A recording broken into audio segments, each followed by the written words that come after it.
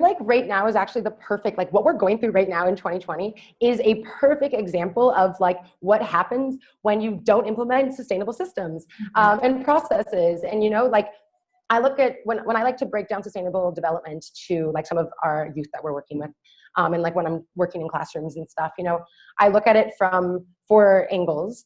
So we're looking at like the political side. So we like define that and like, okay, what is, you know, political, like a sustainable political system look like to you? And then identifying right away, like, well, that's definitely not the one that we're living in right now. And then, you know, we look at, you know, social, you know, socially, you know, what's happening in our greater communities? Like, why are we still tackling things like racism when we have so many other issues that need to be solved for us to get to where we need to be? And then, you know, we're looking at economy. So obviously a great example right now is the fact that our economy is crashing because of the distrust and the disconnect between both the political, social, and economic sides of like, what is COVID and what the hell is happening in this world right now?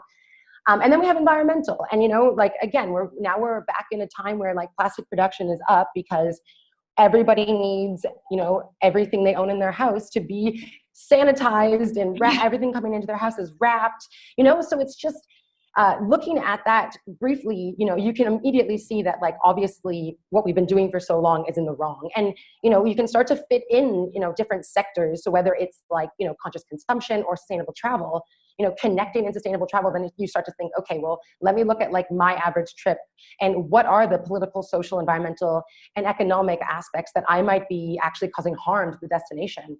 And, you know, the first things first is like, you can't beat it. You got to get on the flight. So, you know, there's CO2 emissions right there. So like, how do you tackle that?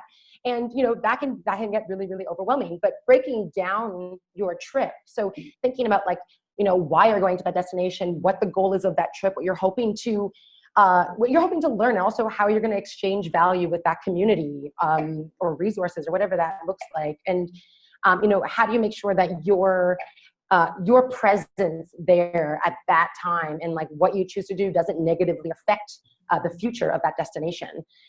So, you know, and once you start really looking at all of these different activities and where you're staying, you know, where your accommodation is, where you might be going to buy food and beverage, you know, different activities, if you're going with like, you know, if you're going with like a major tour company, or maybe you're doing small group travel, or, you know, you're independent. Yeah, like you can right away see where you can start to make small changes.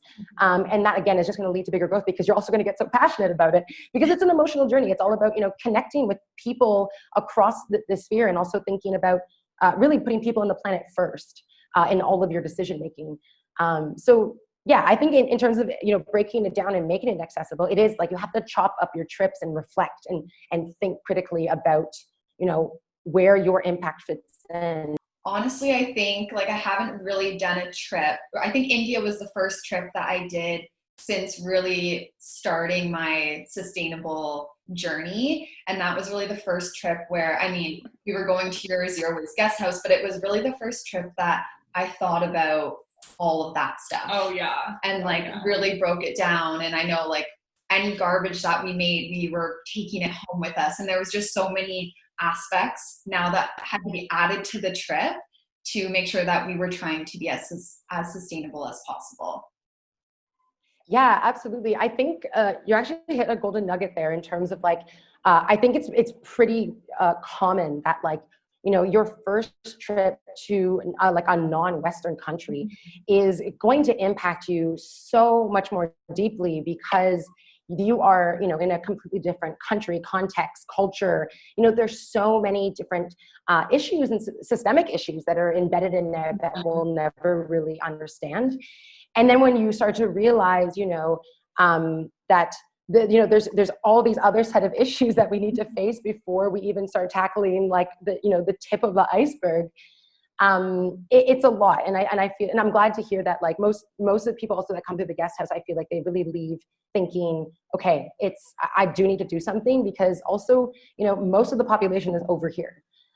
So we have to consider like in terms of, you know, like growth in population and not having proper policies in place, and then, you know, the impacts economically, environmentally, and socially of, you know, foreigners coming in, and also into these really deeply rooted like in like cultures, and religions that like we don't necessarily understand on the other side. And you know, it's you have to think of how all of that mixing, like all that globalization, is going to impact in a negative way. And you know, it's scary, but I think it's inspiring that most people like eventually walk away really realizing that like I can do something, and I'm going to do my best to do that something. You know, I think it's I shouldn't say that like on a global scale maybe, but I feel like, you know, the millennial Gen X or whatever generation my brother is, I have no idea. Like they're, you know, they're seeing the impacts faster than any other generation has. So it's, and also being aware of it at a young age, you immediately think like, okay, yeah, like I don't care if I'm 11, like I need to do something.